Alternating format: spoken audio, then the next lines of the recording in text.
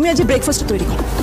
Hello guys, এই পর্বে দেখতে পারবো শালিককে ব্রেকফাস্ট তৈরি করার জন্য প্রথমবার আদেশ দিচ্ছে তার মা এবং তাকে বলতেছে যে এমন ব্রেকফাস্ট তৈরি করো যেটা বাড়ি শুদ্ধ লোক খেলেও জয় হবে, এবং আরও বলে যে শুধু সেটা তৈরি করলেই হবে না, সবাইকে খাইয়ে প্রপারলি সার্ভ করতে হবে। দেখি তোমার কেমন লাগে, রান্না করে দেখাও, তবে বুঝবো এবং তবে মানবো।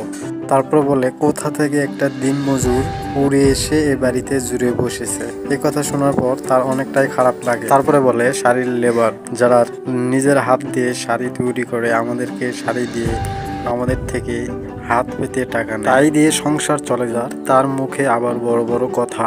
পার ইন্ডাস্ট্রি পাবে না। তো গাইস, এই পর্বে দেখতে পারবেন যে পার ইন্ডাস্ট্রি পাচ্ছে না তাদের শাড়ির অর্ডার। বলে যে 16 শাড়ি পাবে ওই অর্ডার পাবে আমার দিদি এবং আমার মা এবং আমি। এই অর্ডার পাওয়ার যোগ্য এবং এই অর্ডার আমরা পাবো, চ্যালেঞ্জ করে দিচ্ছে। সেই কথা বলে তারা সেই পরিবারের কেউ তার শাড়ির অর্ডার পাবে না। চ্যালেঞ্জ করছো তুমি আমাকে? তারপরে শালিক বলে যে এই যে মেলায় অর্ডার হবে এই অর্ডার আমরা পাবো এবং আপনি পাবেন না, তাই বলছি, কারণ এই অর্ডার আমরা পাওয়ার যোগ্য এবং আমাদেরই কাছে আসবে, এটা আমি খুব ভালো করে। টাকা ছড়িয়েছি আর ভাত ছড়ালে কাকে অভাব হয় না। তারপর বলে যে টাকা ছড়িয়েছি, টাকা ছড়ালে সব কিছুই হয়, আর ভাত ছড়ালে কাকের অভাব হয় না। তখন বলে যে ময়ূরের অভাব হয়, টাকা দিয়ে ময়ূর পাওয়া যায় না। ভালো সেলাই দরকার।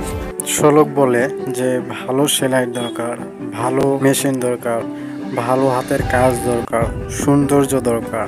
একটা শাড়িকে দেখতে অনেক সৌন্দর্য লাগে, সুন্দর করে বানাতে হয়। আপনি যখন আমাদের শাড়ি দেখবেন, সামনে আসবে, দেখবেন যে মুক্তার মতো ঝলমল করছে।